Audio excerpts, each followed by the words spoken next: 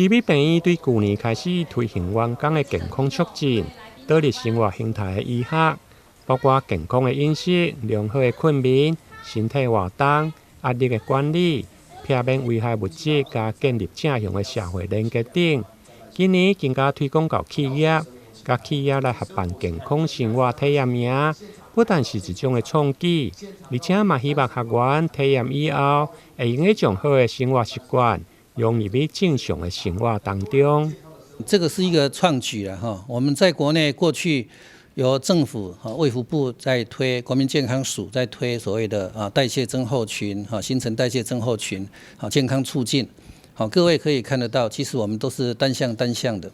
好，那在国外呢，就是把它融到那个生活里面去，让自己去亲身的体验，自己做一下。然后呢，由真正的专家在你旁边来帮忙，像是营养师、运动治疗师这一些或者是心理师还有医师一起来帮忙。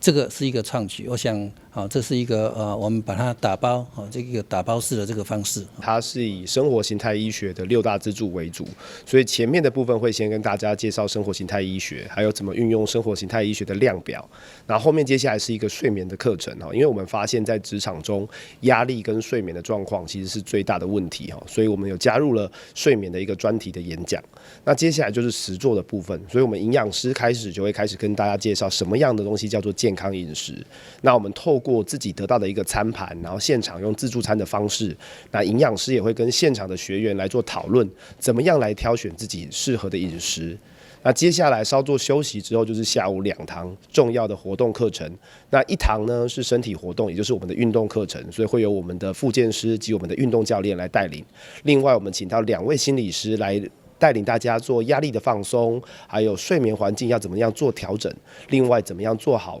的正向社会连结。基美病院针对这场的健康促进，打造全新的活动，并且以医学上密集式的治疗生活形态来改变计划为核心，同时还可用结合 AI 的风险评估，协助个人化的健康管理。赖总统888的政策就是80%的3高个案必须要做到管理，另外还要做好生活习惯的咨商。那我们里面就提供了生活形态的量表来去做评核。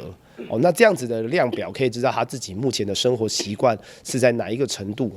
那接下来就会给予相关的建议。另外，我们透过台湾国产的产品大数据的分析，就可以知道你目前在哪一些疾病是有比较高的风险。